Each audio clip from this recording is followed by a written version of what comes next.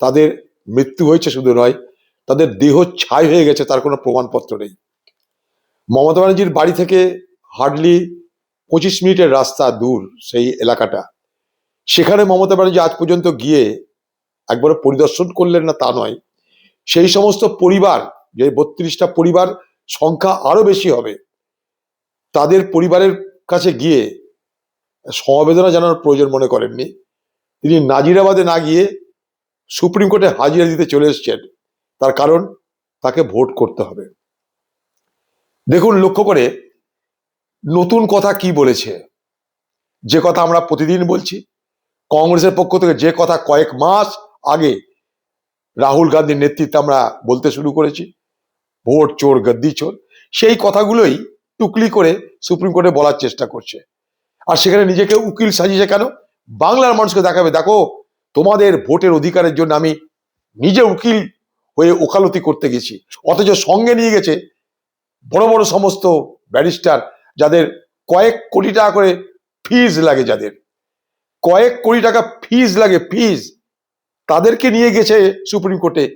তো সুপ্রিম কোর্টের জাজ বলেছে যে আপনি এত বড় লয়ার নিয়ে এসছেন, আপনার কথা তারা বললেই তো পারে, আপনাকে কেন বলতে হচ্ছে? এই চালাকিটা বাংলা মানুষ বোঝার চেষ্টা করবেন। এটা একটা শুধুমাত্র বাংলা মানুষের কাছে একটা রাজনৈতিক এবং নির্বাচনী একটা কায়দা কানুনের তার একটা প্রকাশ এটা।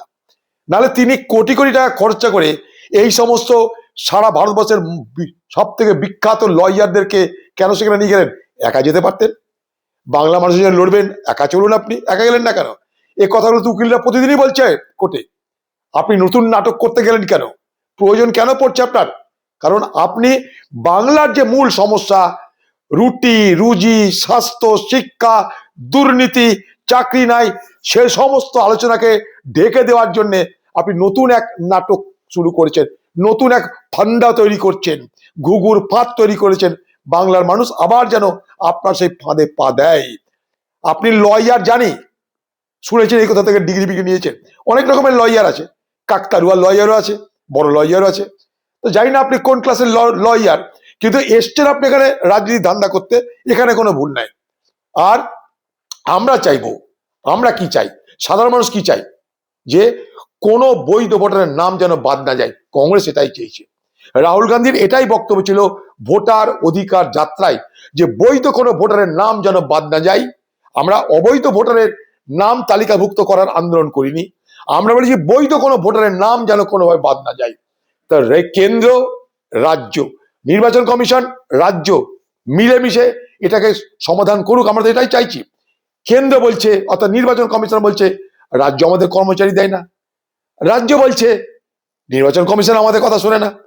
আমরা চাইছি সুপ্রিম কোর্ট হস্তক্ষেপ করে এমন ব্যবস্থা করুক যাতে রাজ্য তার দায়িত্ব পালন করে, নির্বাচন কমিশন তার দায়িত্ব পালন করে, মাঝে নৌটঙ্কি বন্ধ হয়ে যাক, নৌটঙ্কি বন্ধ হোক।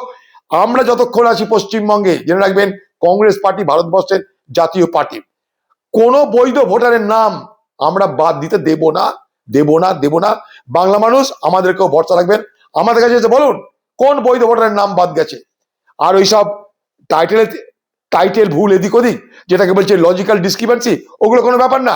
প্রত্যেকটা জায়গায় রাজ্য সরকার মনে করলে এই ঝামেলা এক্ষুনি মেটাতে পারে। কারণ পশ্চিমবঙ্গ সরকার অন্তত 90,000 কর্মচারীকে নির্বাচন কমিশনের হাতে তুলে দিয়েছে এই কাজ করানোর জন্য। আবার একদিকে তারা বলছে নির্বাচন কমিশনকে যে আমরা তোমাদের সাহায্য করছি, উল্টা দিকে এই দিদির সরকারের যারা বিডিও, এইআরও, ডিও, তারা বদমাইশি করে ঝঞ্ঝাটটা পাকিয়ে রাখতে চাইছে। যত ঝঞ্ঝাট থাকবে তত সমস্যা থাকবে, আর সেই সমস্যা সমাধানের জন্য কৃত্রিম বাতাবরণ তৈরি করতে হবে। পশ্চিমবঙ্গে সমস্যা সৃষ্টি করা হচ্ছে রাজ্য সরকারের প্রচ্ছন্ন মদতে, এবং রাজ্য সরকার অভিসন্ধি করে এই সমস্যা তৈরি করছে। কারণ এই সমস্যা সমাধানের জন্য মমতা ব্যানার্জি যাতে নিজেকে তুলে ধরতে পারে, দেখো সমস্যা আমি তৈরি, আর সমস্যা আমি সমাধান করলাম। অর্থাৎ সমস্যা তৈরি করছে টিএমসি, সমস্যা সমাধান করছে টিএমসি। আর সমস্যা তৈরি করার ক্ষেত্রে নির্বাচন কমিশনের কিছু ভুল ব্যাখ্যা, কিছু বিষয়ের গভীরে না যাওয়া সব থেকে বড় কারণ। নির্বাচন কমিশনের এটা অন্তিম পর্যায়ে এখন এসআইআর চলছে। দিদি প্রথমে কিন্তু সুপ্রিম কোর্টে আসেনি, দিদি এতদিন পর সুপ্রিম কোর্ট এসছে, যখন শুরু হলো তখন আপনার রাজ্য সরকারের সমস্ত কর্মচারীদেরকে ট্রেনিং দিয়ে তো শুরু করেছিল, কেন তখন সুপ্রিম কোর্টে আসেননি? বিজ্ঞপ্তি তো জারি হয়েছিল, কেন সুপ্রিম কোর্টে তখন আসেননি? আজকে যখন শেষ পর্যায়ে সুপ্রিম কোর্টে আসছেন আপনি, কারণ বাংলার মানুষকে আপনার সরকারের ব্যর্থতার কোনো কৈফিয়ত আপনাকে আর দিতে হবে না।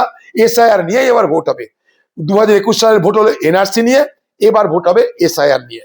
তখন আপনি দেখিয়েছিলেন আমি বাঁচালাম সংখ্যালঘু মানুষকে, মুসলমানদেরকে, এবারও দেখাবেন আপনি আমি বাঁচালাম। বাকি সব 5 বছরের চুরি চাট্টামি রাহাজানি সমস্ত কিছু নিয়ে আলোচনা বন্ধ হয়ে যাক।